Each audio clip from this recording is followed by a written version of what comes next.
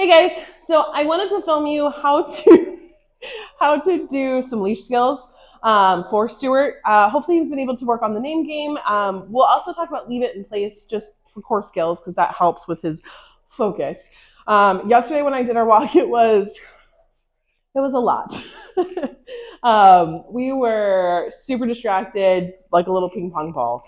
So what I'm going to recommend is some techniques on how to do the leash walking. We still did a leash work, a walk this morning, working on that leash work. But I want to kind of talk to you guys about how to practice at home. This is not the easiest way to translate it over video. So if you have questions, please do not hesitate to reach out and let me know on this. Now, I would recommend that we do a slip lead. Generally, it's the tool that I start most dogs on. The idea behind this is that dogs learn by the release of tension and tension in and of itself. The idea is that when they feel that tug, it's, hey, I need to pay attention versus tugging means I get to go closer or further where I want. So, Stuart. Yes. Sit. Again, when you do this behavior, when you do that name game, make sure that you wait for him to sit. This little dude is notorious for like half-assing it. Excuse my language. Stuart, sit. Yes. What he'll do is he'll come and stand, or he'll sit, but he won't look. And what we want is the combination of sitting and looking. I know, that's a freebie. I dropped that. Come here. Stuart. Stuart. Sit. Yes. He doesn't have any patience whatsoever. So working on building that, nope, you don't get this until you have to be calm. Now, let's talk about leash skills. When you put a slip lead on your pup, I recommend, generally the idea is high and tight. You're not actually going to make it tight, but you're going to do it right behind his ears. Come here, Stuart. And then usually there is, let's see if I can get closer. Usually there is a little notch, a little leather notch that you'll put down. Now that is going to help. That's going to help it from sliding down his neck. We don't want it low. Stuart, I know it's got stuck. There you go. Come on, kiddo. We don't want it down here because that's where the trachea is and that's where you get the noise. We want it up here because there's a lot more muscle and tendons just to protect their neck. Stuart. Now, when you're walking him, I personally, and how I like to work is having a shorter leash, but you can have a longer leash as long as you are managing the length of the leash. His right as a dog is to walk right here, right next to you, in line with your leg. Yes, good boy. This is his right. It is a privilege to get 6 feet and be further out, to the side, to behind. That is a privilege when we have that back and forth recall. When we're working, especially working towards off-leash behaviors, think of it like a hula hoop or a box. The dog has to stay within the box or the hula hoop around you. That is our focus. As he gets better with that, then we can earn the privilege of going further away and then coming back, which is why name game is so important for that check-in. Now, when you walk Stuart, have one hand as your anchor hand. The other hand is your talking hand. This is the hand that changes how much leash he gets, but it's also the hand that's going to give him a, hey, focus. Now, when you do a tug and release, when you do a prompt or correction, you're not lawnmowing your dog. Please don't. I make a joke about doing the lawnmowing thing because a lot of times what will happen is people either pull and have consistent tension, or they do a quick like, beep, like it's barely a tap. What we're doing is giving a clear, hey, enough. Now, he's small enough that you can just do your fingers, and it can be a tug release. You're not pulling it back. The idea and the focus is that your arm is nice to your side and you're relaxed. So when you say, let's go, he's going to rock right next to you, and there's no tension. You'll see a little bit of looseness in that leash.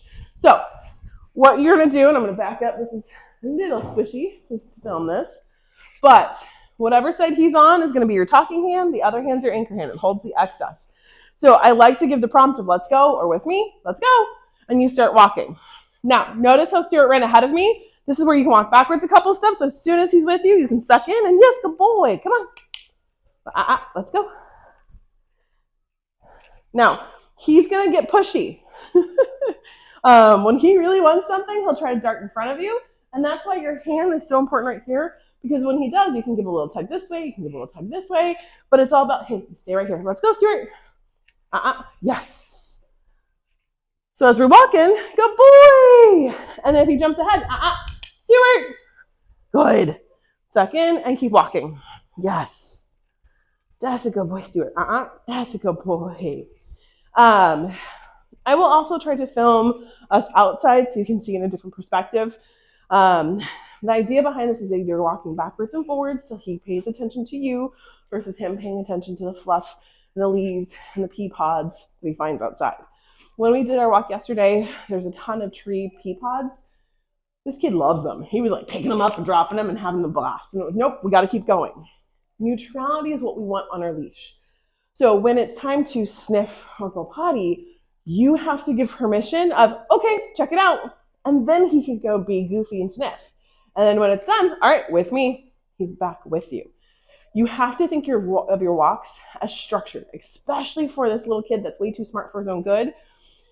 From here to here, we're walking. From here to here, you get to sniff. From here to here, you get to do your business. You pick, it's like Legos, you pick each section of what his walk is. Don't let him tell you what it is, you tell him. That's gonna help that relationship on the leash when he pays attention. Hi, good boy. The other thing I'd recommend is doing the belt leash. So when you're at home, relaxing, cleaning the house, doing whatever, take your leash and attach it to you. So whether it's on a belt, whether it's on a fanny pack or a carabiner, attach them to you so your hands are free, and then you walk around your house. Now, he is small enough, please don't trip and die. Please be careful with that. But you just walk. Now, what you'll notice is that he's gonna start paying attention to where my legs are going versus him just going, I wanna go that way, or I wanna go this way. This is gonna help him, again, learn that boundary of where's the bubble, where's the hula hoop, or where's the box. Again, different ways to describe, you have to be next to me. This is gonna make him think, and you get to do what you need to do in your house. Let me know if you have any questions. This is kind of hard to translate over video. I'll try to snap some video of us working today on another quick little walk so you can see it in a different format. Let me know if you have any questions and we'll go from there. Hey, so here is another variation of that leash skills. So you see my anchor hand, you see my talking hand, and I just walk. Now I give him a little tug and release. And then right here, I walked backwards. I let go of my talking hand, walk backwards when he tried to pull. So it's like, the biggest thing when we do leash work is having different tools to get that communication aspect. Stuart is wicked smart. And so it's getting him to focus on you versus being a little ADD and focusing on the world around you. So that's where, right here, there's a dude coming, leave it, let's keep going, and then I walk backwards. Because he listened to the correction on the leash, but then he just was like, no, I'm gonna keep going. So me changing complete directions, he looked towards me. Now you're gonna see in a moment another type of work, which is, it's like I call it the Pez dispenser, but the idea is that they learn that your hip, or where your hip is where good things come from. So they want to stay closer to that because the likelihood of them getting something good is higher. So thus a Pez dispenser. So right here, I'm going to call him to me. I actually attached him to me. And so here is where I get his attention. And he was more interested in a rock, to be honest, than a treat. So I was like, hey, bud, here's a treat. He was like, oh, yeah, okay, I could do this. So he gets a little ahead of me. I walk a couple steps backwards and treat. Now, I am luring him into that nice, return position or walking with me position. And when I make that turn, I call his name, and he's luring to my hand. And see that engagement right there? There we go. That's the engagement we want. Oh, hey, I can focus. Oh, hey, I want to do this right there. Good boy. Yep. And redirect. Now, this is something when we do the Pez dispenser, it's like 5 minutes of warm up. It is, you have a handful of treats, you're going to drill this down, and then you do your walk. Biggest takeaways for leash walking is the first 5 minutes, throw them out the window. Just know that they're going to be awful. After those first 5 minutes, then you really will have a calm walk. Doctors are so excited to get outside and go potty and sniff and do all the things that it's about getting them to focus and kind of release some of the willies. So that's where having a handful of treats gets them kind of keyed in, or the light bulb turned on of, oh, I know what I need to do, and then we can move forward. You can also do this 5 minutes up and down your driveway, your sidewalk, and then you're done. Go inside. There you go. The other part of this is also, like we said on the previous video, is the belt leash. That's a big part of it too, of getting him comfortable just paying attention to you versus you paying attention to him. Now you're going to see in just a second, we're going to go back to normal leash walking and see a shift in his how he's walking and how he settles in.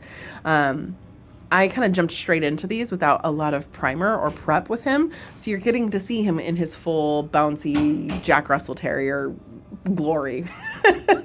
Because I want to give you tools of when he is being his naughtiest. But we did a lot of walking, we did a lot of name game practice, but I would say let's talk about this leash work and get you a little bit more comfortable, especially before we start working on that off-leash capacity. And let me know if you have any questions. And again, Stuart did really well. This one is going to take some work. But he did well, and he is doing well. Let me know if you have any questions, and have a great weekend.